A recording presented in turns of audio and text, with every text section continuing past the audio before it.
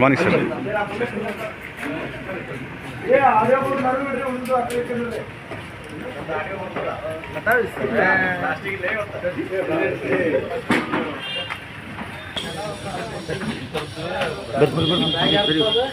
ಇದೇ ತಿಂಗಳು 15ನೇ ತಾರೀಕು ಸಂಜೆ ಸುಮಾರು 4:30 ಸಮಯದಲ್ಲಿ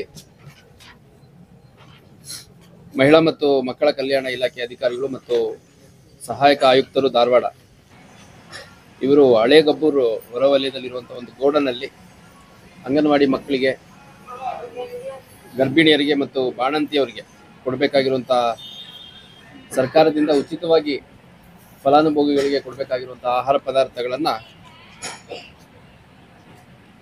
ಸಂಗ್ರಹ ಮಾಡಿಕೊಂಡು ಒಂದು ಗೋಡನಲ್ಲಿ ಸ್ಟೋರ್ ಮಾಡಿರುವಂಥದ್ರ ಮಾಹಿತಿ ಬಂದದ್ರ ಮೇರೆಗೆ ಶ್ರೀಮತಿ ಕಮಲವ್ವ ಅಂತ ಇವರು ಜಿಲ್ಲಾ ನಿರೂಪಣಾಧಿಕಾರಿ ಮಹಿಳಾ ಮತ್ತು ಮಕ್ಕಳ ಕಲ್ಯಾಣ ಇಲಾಖೆ ಧಾರವಾಡ ಇವರು ಕೊಟ್ಟ ಒಂದು ಫಿರ್ಯಾದ ಮೇಲೆ ಒಂದು ಪ್ರಕರಣವನ್ನು ದಾಖಲು ಮಾಡ್ಕೊಂಡಿದ್ದೀವಿ. ಇದರಲ್ಲಿ ಮುಖ್ಯವಾಗಿ ಗರ್ಭಿಣಿ ಹೆಣ್ಮಕ್ಳು, ಬಾಣಂತಿಯರು, ಅಂಗನವಾಡಿಗೆ ಹೋಗುವಂಥ ಮಕ್ಕಳು ಮತ್ತು ಅಂಗನವಾಡಿಗೆ ಹೋಗದೇ ಇರುವಂಥ ಮಕ್ಕಳು ಅಂಥವ್ರ ಸಪ್ಲೈಗೆ ಅಂತ ಇರುವಂತಹ ಫುಡ್ ಮೆಟೀರಿಯಲ್ಲು, ಮುಖ್ಯವಾಗಿ ಇದರಲ್ಲಿ ಗೋಧಿ ರವೆ ಇದೆ, ಮಿಲ್ಲೆಟ್ ಲಡ್ಡು ಇದೆ, ಪುಷ್ಟಿ ಅಂತ ಹೇಳ್ಬಿಟ್ಟು ಒಂದು ಸಪ್ಲಿಮೆಂಟ್ ಇದೆ, ಅಕ್ಕಿ ಇದೆ, ಹಾಲಿನ ಪುಡಿ ಇದೆ, ಅದೇ ರೀತಿ ಸಾಂಬಾರ್ ಮಸಾಲ, ಬೆಲ್ಲ, ಉಪ್ಪಿಟ್ಟು ಮಸಾಲ, ಸಕ್ಕರೆ, ಕಡಲೆಬೇಳೆ, ಹೆಸರುಕಾಳು, ಗೋಧಿ ರವೆ, ಅಕ್ಕಿ ಎಲ್ಲ ಸೇರಿದಂತೆ ಒಟ್ಟು ಸುಮಾರು 4 ಲಕ್ಷಕ್ಕೂ ಹೆಚ್ಚು ಮೌಲ್ಯದ ಸರ್ಕಾರದಿಂದ ಫಲಾನುಭವಿಗಳಿಗೆ ಸಪ್ಲೈ ಮಾಡಲಿಕ್ಕೆ ಇಟ್ಕೊಂಡಿದ್ದಂಥ ವಸ್ತುಗಳು ಸೀಸ್ ಆಗಿದೆ. ಸೊ ಅದರ ಹಿನ್ನೆಲೆಯಲ್ಲಿ ನಾವು ಆ ಗೋಡನ್ ಮಾಲೀಕ ಏನಿದ್ದ ಮೊಹಮ್ಮದ್ ಗೌಸ್ ಖಲೀಫಾ ಅಂತ, ಮತ್ತು ಆ ಗೋಡನ್ ಬಾಡಿಗೆದಾರ ಯಾರಿದ್ದ ಗೌತಮ್ ಸಿಂಗ್ ಠಾಕೂರ್ ಅನ್ನುವಂಥವ್ರು, ಜೊತೆಗೆ ಆ 2 ವಾಹನಗಳೇನಿದ್ವು, ಶಿವಕುಮಾರ್ ದೇಸಾಯಿ ಮತ್ತು ಬಸವರಾಜ್ ಭದ್ರಶೆಟ್ಟಿ ಅಂತ ಅವನು ಬೊಲೆರೋ ವಾಹನದ ಚಾಲಕ, ಅದೇ ರೀತಿ ಮಂಜುನಾಥ್ ಪಕ್ಕೀರೇಶು, ಕೃಷ್ಣ ಮತ್ತು ರವಿ ಅಂತ ಸ್ಥಳದಲ್ಲಿದ್ದಂಥ ಒಟ್ಟು 8 ಜನರನ್ನ ವಶಕ್ಕೆ ತಗೊಂಡು ವಿಚಾರಣೆ ಒಳಪಡಿಸಿದ್ದೀವಿ. ಅದಾದಮೇಲೆ ಆ ವಾಹನ ಚಾಲಕರು ಮತ್ತು ಇವ್ರು ಯಾರು ಅವ್ರ ಜೊತೆ ಸಹಾಯಕರಾಗಿದ್ದರು ಅವ್ರಗಳ ಕಡೆ ಸಿಕ್ಕಂಥ ಮಾಹಿತಿ ಪ್ರಕಾರ ಎಲ್ಲೆಲ್ಲಿ ಪ್ರತಿ ಅಂಗನವಾಡಿಗೆ ಮತ್ತು ಪ್ರತಿ ಫಲಾನುಭವಿಗಳಿಗೆ ಡಿಸ್ಟ್ರಿಬ್ಯೂಟ್ ಮಾಡುವಂಥ ಅಂಗನವಾಡಿ ಕಾರ್ಯಕರ್ತರು ಏನಿದ್ದಾರೆ ಅವ್ರಿಗೆ ಎಷ್ಟು ರಿಕ್ವೈರ್ಮೆಂಟ್ ಇತ್ತು, ಎಷ್ಟು ಡಿಮ್ಯಾಂಡ್ ಮಾಡ್ತಾಯಿದ್ರು, ಆಮೇಲೆ ಎಷ್ಟು ಸಪ್ಲೈ ಮಾಡ್ತಾಯಿದ್ರು ಅನ್ನೋಂಥದ್ದೆಲ್ಲ ನಾವು ಸಂಬಂಧಪಟ್ಟ ಇಲಾಖೆಯಿಂದ ಮಾಹಿತಿ ತಗೊಂಡು ಮತ್ತು ಇವರಲ್ಲಿ ಏನೊಂದು ಎವಿಡೆನ್ಸಸ್ ಸಿಕ್ತು ಅದ್ರ ಬೇಸಿಸ್ ಮೇಲೆ ಸುಮಾರು 18 ಅಂಗನವಾಡಿಗಳಲ್ಲಿ ಅಗತ್ಯಕ್ಕಿಂತ ಹೆಚ್ಚು ಇಂಡೆಂಟನ್ನು ಹಾಕುವಂಥದ್ದು ಮತ್ತು ಸಪ್ಲೈ ಮಾಡುವಂಥ ಸಂದರ್ಭದಲ್ಲಿ ಕಡಿಮೆ ಚೀಲಗಳನ್ನು ಇಳಿಸ್ಕೊಂಡು ಇನ್ನು ಉಳಿದದ್ದನ್ನು ಈ ಗೋಡನ್ಗೆ ಕಳಿಸ್ಕೊಡೋದ್ರಲ್ಲಿ ವ್ಯವಸ್ಥಿತವಾಗಿ ಭಾಗಿಯಾಗಿರುವಂಥದ್ದು ಕಂಡು ಬಂದ ಹಿನ್ನೆಲೆಯಲ್ಲಿ ಒಟ್ಟು 18 ಜನ ಅಂಗನವಾಡಿ ಕಾರ್ಯಕರ್ತರು ಯಾರಿದ್ರು ಅವ್ರನ್ನೂ ಕೂಡ ನಾವು ವಶಕ್ಕೆ ತಗೊಂಡು ವಿಚಾರಣೆ ಮಾಡಿ ಅವ್ರದ್ದು ಪಾತ್ರ ಕಂಡು ಬಂದದ ಹಿನ್ನೆಲೆಯಲ್ಲಿ ಅವ್ರನ್ನೂ ಕೂಡ ಅರೆಸ್ಟ್ ಮಾಡಿದ್ದೇವೆ. ಒಟ್ಟಾರೆಯಾಗಿ 8 + 18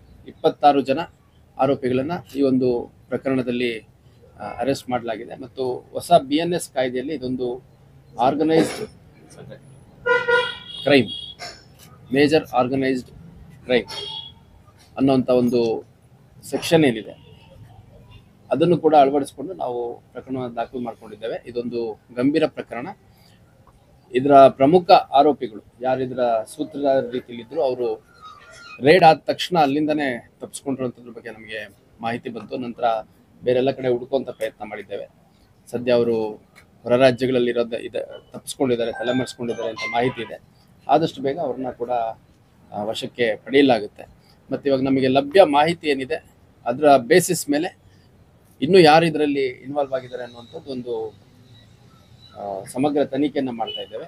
ಈ ಸಮಗ್ರ ತನಿಖೆಯಲ್ಲಿ ಯಾರ್ಯಾರ್ದು ಆಸ್ ಪರ್ ದ ಎವಿಡೆನ್ಸ್ ಪಾತ್ರ ಕಂಡು ಬರುತ್ತೆ ಅವ್ರನ್ನ ವಶಕ್ಕೆ ತೊಗೊಂಡು ವಿಚಾರಣೆಗೆ ಒಳಪಡಿಸುವಂಥದ್ದು, ಅವ್ರದ್ದು ಪಾತ್ರ ಖಾತ್ರಿ ಆದಂಥ ಸಂದರ್ಭದಲ್ಲಿ ಅವ್ರ ಮೇಲೆ ಅಗತ್ಯ ಕಾನೂನು ಕ್ರಮ ಕೈಗೊಳ್ಳುವಂಥ ಕೆಲಸವನ್ನು ಮಾಡಲಾಗುತ್ತೆ. ಮೋಡಸ್ ಆಪರೆಂಡಿ ಅಂತಂದರೆ ಇದು MST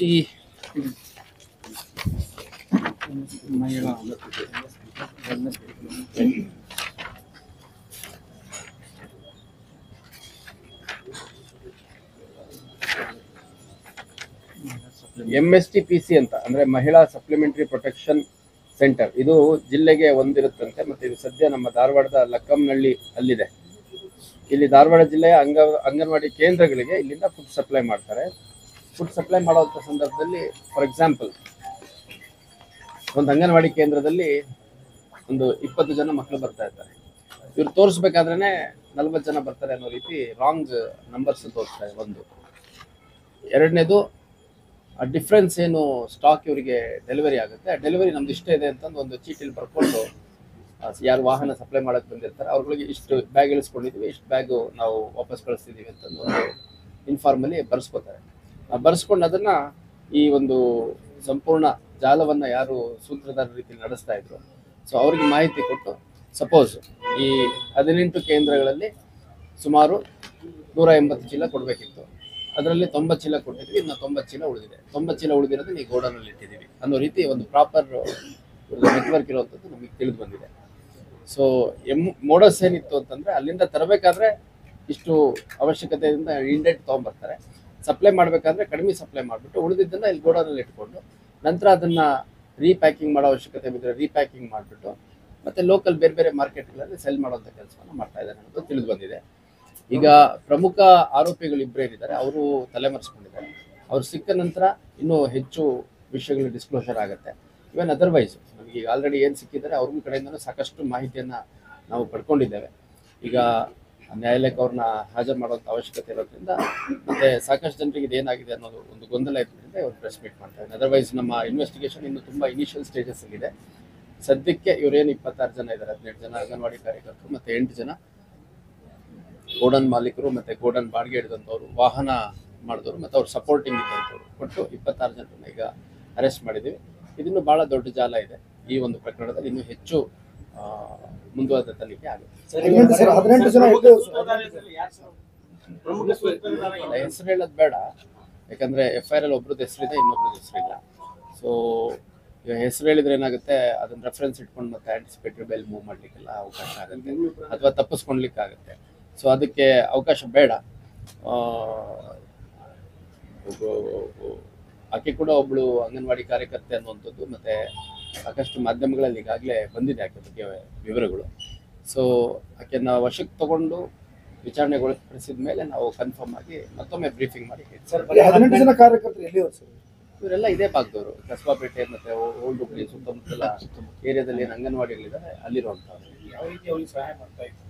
ಯಾರಿಗೆ ಅಲ್ಲ ಹೆಂಗೆ ಮಾಡ್ತಿದ್ರು ಅಂತಂದರೆ ಇಟ್ ಇಸ್ ವೆರಿ ಸಿಂಪಲ್. ಇವಾಗ ನಾನು ಒಂದು ಅಂಗನವಾಡಿ ಕಾರ್ಯಕರ್ತೆ ಅಂದ್ಕೊಳ್ಳಿ, ಒಂದು 20 ಮಕ್ಕಳಿದ್ರೆ ನಾನು ಹೇಳಬೇಕಾದ್ರೆ ಇನ್ನು ಅಡಿಷ್ನಲ್ ಸುತ್ತಮುತ್ತದ ಹುಡುಗರು ಇನ್ನು ಇಲ್ಲಿ ಆ ಏಜ್ ಗ್ರೂಪ್ ಇರುವಂಥ ಮಕ್ಕಳಿಗೂ ಹೆಸರು ನಾಮಿನೇಟ್ ಮಾಡ್ಕೊಂಡ್ಬಿಡ್ತಾರೆ, ಹೆಸರು ಹಾಕ್ಸ್ಕೊಂಡ್ಬಿಡ್ತಾರೆ. ಇಲ್ಲಿ ಆ ಮಕ್ಕಳನ್ನ ಪೇರೆಂಟ್ಸ್ ಕಳಿಸ್ತಾ ಇರಲ್ಲ. ಕಳಿಸ್ಲಿಲ್ಲ ಅಂತಂದ್ರೆ ಅಷ್ಟು ಡೀಟೇಲ್ಸ್ ತೊಗೊಂಡ್ಬಿಟ್ಟು 20 ಇದ್ದಾಗ ಸಪೋಸ್ 30 ಇದ್ರು ಅಂತ ತೋರಿಸ್ತಾರೆ. ಆ 30 ಜನಕ್ಕೆ ಬೇಕಾಗುವಷ್ಟು ಫುಡ್ ಮೆಟೀರಿಯಲ್ ತೊಗೊತಾರೆ. ಮತ್ತು ಕೊಡಬೇಕಾದ್ರೂ ಏನು ಅಲಾಟೆಡ್ ಇದೆ ಅದರಲ್ಲೇ ಸ್ವಲ್ಪ ಕಡಿಮೆ ಕೊಟ್ಬಿಟ್ಟು ಸಪೋಸ್ 15 ಜನಕ್ಕೆ ಆಗೋದ್ರಲ್ಲಿ 20 ಜನಕ್ಕೆ ಹಂಚ್ಬಿಟ್ಟು ಇನ್ನು 10 ಜನಕ್ಕೆ ಎಕ್ಸ್ಟ್ರಾ ಹೇಳಿರ್ತಾರೆ, ಅಲ್ಲಿಗೆ 50% ಅಷ್ಟು ಉಳಿಸ್ಕೊಂಡು ಅದನ್ನ ವಾಪಸ್ ಕಳಿಸುವಂಥದ್ದು ಮಾಡ್ತಾರೆ.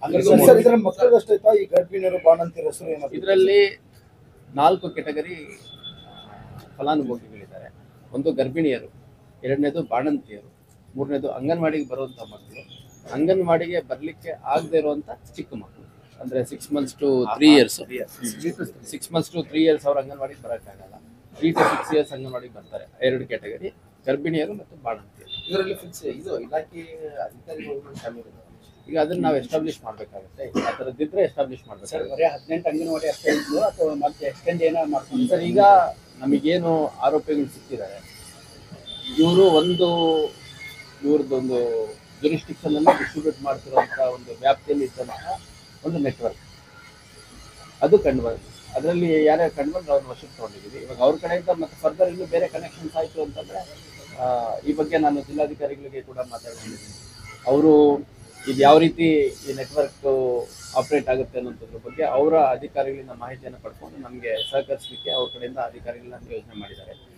ಅದ್ರ ಜೊತೆಗೆ ಇದು ಭಾಳ ಕೆಟ್ಟ ಒಂದು ಸಂಘಟಿತ ಅಪರಾಧ. ಯಾಕೆಂದರೆ ಮಕ್ಕಳಿಗೆ ಮತ್ತು ಬಾಣಂತಿಯರಿಗೆ ಬಸ್ರಿಗೆ ಇನ್ಫೆಂಟ್ ಮಾರ್ಟಾಲಿಟಿ ಕಮ್ಮಿ ಆಗಲಿ ಮತ್ತು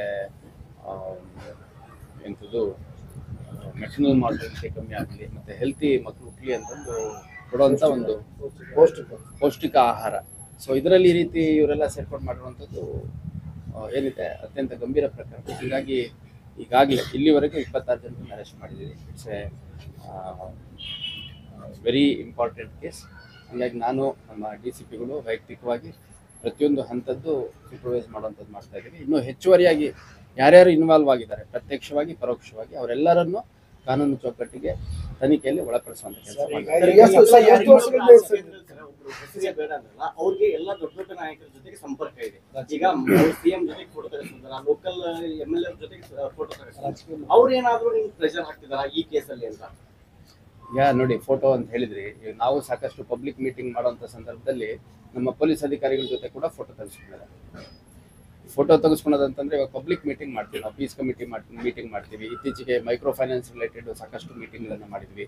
ಆಮೇಲೆ ಈ ಹಿಂದೆ ಮೀಟರ್ ಬಡ್ಡಿ ರಿಲೇಟೆಡ್ ಕೇಸಸ್ ಮಾಡಿದ್ವಿ, ಡ್ರಗ್ಸ್ ರಿಲೇಟೆಡ್ ಕೇಸಸ್ ಮಾಡಿದ್ವಿ.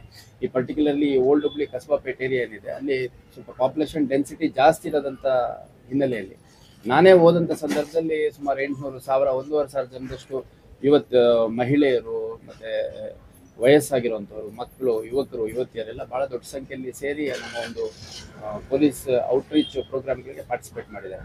ಇನ್ಫ್ಯಾಕ್ಟ್ ನಾನೆಲ್ಲ ವೆರಿಫೈ ಮಾಡ್ತಿದ್ದೆ. ಯಾವುದೋ ಒಂದು ನ್ಯೂಸ್ ಕ್ಲಿಪ್ಪಿಂಗಲ್ಲಿ ಇಂಥ ಕಡೆ ಒಂದು ಸಾರ್ವಜನಿಕ ಸಭೆ ಮಾಡಿದ್ರು ಕಮಿಷನರ್ ಅನ್ನೋದ್ರಲ್ಲಿ ನನ್ನ ಜೊತೆನೂ ಕೂಡ ನಿಲ್ಸ್ಕೊಂಡು ಫೋಟೋ ತೆಗೆಸ್ಕೊಂಡಿಲ್ಲ. ಸೊ ಇಲ್ಲಿ ಯಾರ ಜೊತೆ ನಿಲ್ಸ್ಕೊಂಡು ಫೋಟೋ ತೆಗೆಸ್ಕೊತಾಳೆ ಅನ್ನೋದು ಪ್ರಶ್ನೆ ಅಲ್ಲ, ಇದೊಂದು ಗಂಭೀರ ಪ್ರಕರಣ. ಇಲ್ಲಿವರೆಗೂ ನನಗೆ ಅತ್ಯಂತ ಪಾರದರ್ಶಕವಾಗಿ ಮತ್ತು ಆಳವಾಗಿ ಸಮಗ್ರ ತನಿಖೆ ಮಾಡಿ ಅಂತಷ್ಟೇ ನಮ್ಮ ಅಧಿಕಾರಿಗಳಿಗೆ ನಾನು ಸೂಚನೆ ಕೊಟ್ಟಿದ್ದೇನೆ. ಮತ್ತು ಯಾರೂ ಇಲ್ಲಿವರೆಗೂ ನನಗೆ ಒತ್ತಡ ಹಾಕುವಂಥದ್ದು ಮಾಡಿಲ್ಲ. ಒತ್ತಡ ಹಾಕಿದ್ರು ಯಾರು ಹೇಳಿದ್ರು ಕೇಳುವಂಥ ಅವಶ್ಯಕತೆ ಒಂದು ಹಿಂದೂಗಳ ಬಗ್ಗೆ ಕೆಟ್ಟದಾಗಿ ಮಾತಾಡಿದ್ದಾರೆ. ಅದು ಕೂಡ ಒಂದು ಆಡಿಯೋ ವೈರಲ್ ಆಗಿರುತ್ತೆ. ಬಿಜೆಪಿ ಶಾಸಕರು ಒಂದು ಆಡಿಯೋವನ್ನು ಬಿಡುಗಡೆ ಮಾಡಿದ್ದಾರೆ. ಹರಾಮ್ಪುರನ್ನು ಶಬ್ದ ಬಳಸಿದ್ದಾರೆ. ನಿಮ್ಮನೆ ಗಣತಿ ಮಾಡಕ್ ಬಂದ್ರೆ ಅವ್ರನ್ನೆಲ್ಲ ಹೊಡೀರಿ ಅಂತ ಒಂದು ಭಾಷೆಯಲ್ಲಿ ಬಳಸಿದ್ದಾರೆ. ಆ ಪ್ರಕರಣಕ್ಕೆ ಸಂಬಂಧಪಟ್ಟಂಗೆ ಏನಾದರೂ FIR ಆಗಿದೆ ಅಥವಾ ಅದೇನಾದರೂ ತನಿಖೆ ಆಗ್ತಿದೆ? ಈಗ ಅದು ಆಡಿಯೋ ಏನಿದೆ, ಆಡಿಯೋ ಕ್ಲಿಪ್ಪಿಂಗು ನನಗೂ ಕೂಡ ವಾಟ್ಸಪ್ಪಲ್ಲಿ ಫಾರ್ವರ್ಡ್ ಆಗಿ ಬಂದಿದೆ. ಅದನ್ನು ಟ್ರಾನ್ಸ್ಕ್ರಿಪ್ಟ್ಸ್ ಮಾಡಿಬಿಟ್ಟು ಅದರಲ್ಲಿ ಲೀಗಲ್ ಒಪಿನಿಯನ್ ತೊಗೊಂಡು ಅದರಲ್ಲಿ ಅಫೆನ್ಸು ಏನು ಮೇಕೌಟ್ ಆಗುತ್ತೆ ನೋಡ್ಬಿಟ್ಟು ಮಾಡ್ಲಿಕ್ಕೆ ನಮ್ಮ ಅಧಿಕಾರಿಗಳಿಗೆ ಈಗಾಗಲೇ ಸೂಚನೆ ನೀಡಿದ್ದೇನೆ. ಮತ್ತು ಯಾರಾದರೂ ಅಕಸ್ಮಾತ್ ಆಡಿಯೋ ರೆಫರೆನ್ಸ್ ಕಂಪ್ಲೇಂಟ್ ಕೊಡ್ಲಿಕ್ಕೆ ಬಂದರೆ ಕಂಪ್ಲೇಂಟು ಅಪಾನ್ ಸಮ್ವನ್ಸ್ ಕಂಪ್ಲೇಂಟ್ ತೊಗೊಳ್ತೀವಿ. ಇಲ್ಲ ಅಂತಂದರೆ ಅದರಲ್ಲಿ ಲೀಗಲ್ ಒಪಿನಿಯನಲ್ಲಿ ಅಫೆನ್ಸ್ ಅಂತ ಮೇಕೌಟ್ ಆಯಿತು ಅಂತಂದರೆ ನಾವೇ ಸುಮೋಟ ಕೇಸ್ ಮಾಡ್ತೀವಿ.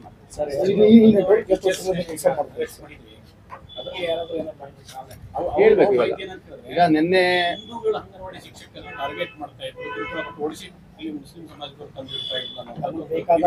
ತಂದಿಡ್ತಿದ್ವಿ ಅಂತ ಆ ಥರ ಏನಾದ್ರು ಭಯಪಟ್ಟಿದ್ದಾರೆ ಬಂದಿದ್ದಾರೆ ಸರ್? ಈಗ ನೋಡಿ, ಒಟ್ಟು 18 ಜನ ಅಂಗನವಾಡಿ ಕಾರ್ಯಕರ್ತರು ಯಾರಿದ್ದಾರೆ ಅವ್ರುಗಳನ್ನ ನಾವು ಈಗ ನಿನ್ನೆ ವಶಕ್ಕೆ ತೊಗೊಂಡು ವಿಚಾರಣೆ ಒಳಪಡಿಸಿ ಮತ್ತು ಅವ್ರ ಪಾತ್ರ ಕಂಡು ಬಂದ ಹಿನ್ನೆಲೆಯಲ್ಲಿ ನಾವು ಅರೆಸ್ಟ್ ಕೂಡ ಮಾಡಿದ್ದೇವೆ. ಅದರಲ್ಲಿ ಈ ಅಂಗನವಾಡಿ ಕಾರ್ಯಕರ್ತೆಯರಷ್ಟೇ, ಅಂಗನವಾಡಿ ಕಾರ್ಯಕರ್ತೆಯರನ್ನಾಗಿ ಅಷ್ಟೇ ನೋಡಬೇಕು. ಅದೊಂದು ಭಾಳ ದೊಡ್ಡ ಸಮುದಾಯ. ಅದರಲ್ಲಿ ಭಾಳ ಕಡಿಮೆ ಸಂಬಳಕ್ಕೆ ಭಾಳ ಶ್ರದ್ಧೆಯಿಂದ ಮಾಡುವಂಥವ್ರು ಭಾಳಷ್ಟು ಜನ ಇದ್ದಾರೆ. ಅದನ್ನು ನೀವೆಲ್ಲ ಒಪ್ತೀರಾ ಕೂಡ. ನಾನು ಈ ಹಿಂದೆ ಬೆಂಗಳೂರಲ್ಲಿದ್ದಂಥ ಸಂದರ್ಭದಲ್ಲೂ ಕೂಡ ಸಹಸ್ರಾರು ಸಂಖ್ಯೆಯಲ್ಲಿ ಅಂಗನವಾಡಿ ಕಾರ್ಯಕರ್ತರು ಪ್ರತಿಭಟನೆ ಮತ್ತು ಬೇರೆ ಬೇರೆ ಬಂದಂಥ ಸಂದರ್ಭದಲ್ಲಿ ಭಾಳ ಪೊಲೀಸ್ ಇಲಾಖೆ ಜೊತೆ ಅತ್ಯಂತ ಗೌರವಯುತವಾಗಿ ಅವ್ರು ನಡ್ಕೊಂಡು ಅವರ ಬೇಡಿಕೆಗಳನ್ನು ಕೇಳ್ಕೊಂಡಿರುವಂಥದ್ದು ನಾವು ನೋಡಿದ್ದೇವೆ. ಮತ್ತು ನಾವೆಲ್ಲ ಗ್ರಾಮೀಣ ಹಿನ್ನೆಲೆ ಇರುವಂಥವ್ರು ಇಲ್ಲಿರೋರು. ಸೊ ನಮ್ಮ ಸಂಪರ್ಕದಲ್ಲೂ ಕೂಡ ಭಾಳಷ್ಟು ಜನ ಅಂಗನವಾಡಿ ಕಾರ್ಯಕರ್ತರು ಇದ್ದಾರೆ. ಭಾಳ ಶ್ರದ್ಧೆಯಿಂದ ಮಾಡ್ತಾರೆ. ಇವ್ರು ಯಾರೋ ಮಾಡಿರುವಂಥ ಅಪರಾಧಕ್ಕೆ ಜನರಲ್ಲಾಗಿ ನಾವು ಅಂಗನವಾಡಿ ಕಾರ್ಯಕರ್ತರು ಅಂತ ಹೇಳೋದು ತಪ್ಪಾಗುತ್ತೆ. ಮತ್ತು ಅಂಗನವಾಡಿ ಕಾರ್ಯಕರ್ತರ ನೇಮಕಾತಿ ಪ್ರಕ್ರಿಯೆ ಅದೇನಿರುತ್ತೆ ಇಲಾಖೆ ವತಿಯಿಂದ ಮಾಡ್ತಾರೆ. ಅದು ಅದರಲ್ಲಿ ಏನಾದರೂ ಲೋಪದೋಷ ಇದೆ ಅಂತಂದರೆ ಸಂಬಂಧಪಟ್ಟ ಇಲಾಖೆಯವರು ಸರಿಪಡಿಸುವಂಥ ಕೆಲಸ ಮಾಡ್ತಾರೆ. ನಮಗೆ ಸಿಕ್ಕಿರುವಂಥ ಅಂಗನವಾಡಿ ಕಾರ್ಯಕರ್ತೆಯರಲ್ಲಿ ಎಲ್ಲ ಜಾತಿ, ಎಲ್ಲ ಧರ್ಮ, ಎಲ್ಲ ಸಮುದಾಯಕ್ಕೆ ಸೇರಿದಂಥವ್ರು ಇದ್ದಾರೆ ಅನ್ನೋಂಥದ್ದು ಒಂದು ವಿಷಯ ನಾನು ಹೇಳಲಿಕ್ಕೆ ಇಷ್ಟಪಡ್ತೇನೆ.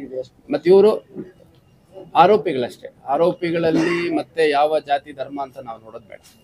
ಆಮೇಲೆ ಎಷ್ಟು ದಿನಗಳಿಂದ ಇದು ನಡೀತಾ ಇತ್ತು, ಎಷ್ಟು ವರ್ಷಗಳಿಂದ ನಡೀತಾ ಇತ್ತು, ಅದೆಲ್ಲ ನಮಗಿನ್ನೂ ಕ್ಲಾರಿಟಿ ಸಿಕ್ಕಿಲ್ಲ.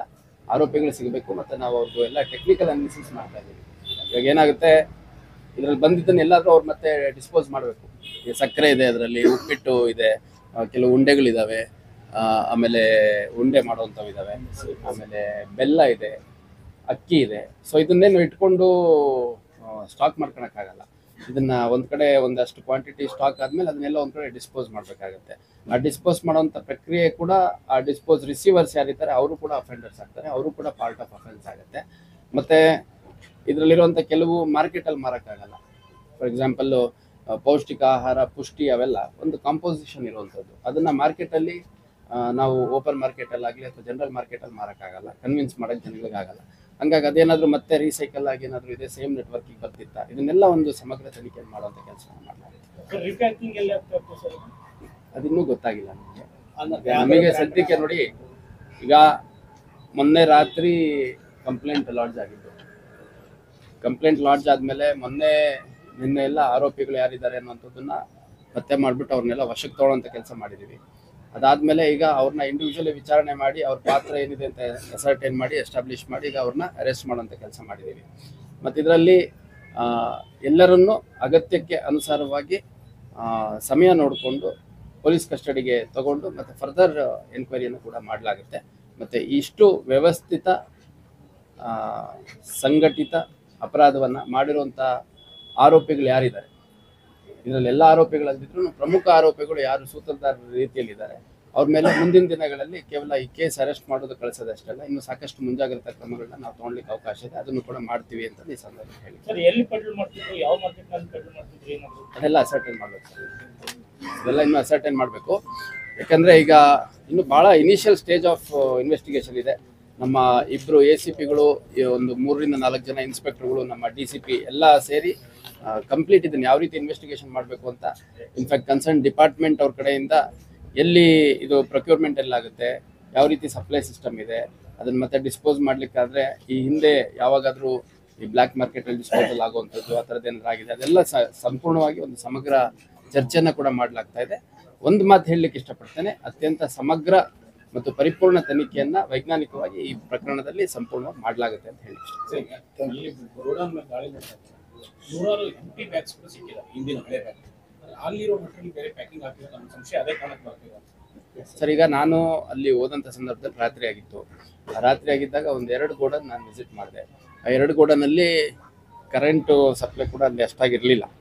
ಹಂಗಾಗಿ ನನಗೆ ಬೆಳಕಿನ ಸಹಾಯದಲ್ಲಿ ಎಲ್ಲಿ ಈ ಪ್ಯಾಕ್ಗಳೆಲ್ಲ ಇಟ್ಟಿದ್ರು ಅದನ್ನು ಹೋಗಿ ನೋಡಿದ್ವಿ. ಮತ್ತು ವಾಪಸ್ ಈ ಕಡೆ ಬರಬೇಕಾದ್ರೆ ನಾವು ಹೇಳ್ದಂಗೆ ಸಾಕಷ್ಟು ಖಾಲಿ ಬ್ಯಾಗ್ಗಳಿದ್ದದ್ದು, ಆಮೇಲೆ ಈ ಕಡ್ಡಿ ಪರ್ಕೆ ಮಾಡ್ತಾರಲ್ಲ ಆ ಥರದ್ದೆಲ್ಲ ಕೆಲವು ವಸ್ತುಗಳು, ಇನ್ನು ಬೇರೆ ಬೇರೆ ವಸ್ತುಗಳಿತ್ತು. ಮತ್ತು ಸುತ್ತ ಎಲ್ಲ ಈ ಏನಂತಾರೆ ಗುಜರಿ ಐಟಮ್ಸ್ ಎಲ್ಲ ಇದ್ದಿದ್ದು ಗಮನಕ್ಕೆ ಬಂದಿದೆ. ಬಟ್ ಇದು ಏನು ಸಿಕ್ಕಿದೆ ಅಷ್ಟಕ್ಕೆ ನಿಲ್ಲಲ್ಲ. ಯಾಕಂದರೆ ಈಗ ಆರೋಪಿಗಳು ಡಿಸ್ಕ್ಲೋಷರ್ ಮಾಡ್ತಾರೆ, ಆಮೇಲೆ ನಾವು ನೆಟ್ವರ್ಕ್ ಟ್ಯಾಕಲ್ ಮಾಡಬೇಕಾದ್ರೆ ಇನ್ನೂ ಭಾಳಷ್ಟು ಡಿಸ್ಕ್ಲೋಷರ್ಸ್ ಬರುತ್ತೆ. ಹಾಗಾಗಿ ತನಿಖೆ ಅತ್ಯಂತ ಆಳವಾಗಿ ಸಮಗ್ರವಾಗಿ ಮಾಡಲಾಗುತ್ತೆ. ಇನ್ನೂ ಹೆಚ್ಚೆಚ್ಚು ಜನ ಈ ಒಂದು ಪ್ರಕರಣದಲ್ಲಿ ಕಾನೂನು ಚೌಕಟ್ಟಿಗೆ ತನಿಖೆಯಲ್ಲಿ ಒಳಪಡ್ತಾರೆ ಅಂತ ಈ ಸಂದರ್ಭದಲ್ಲಿ ಹೇಳಿ. Thank you sir.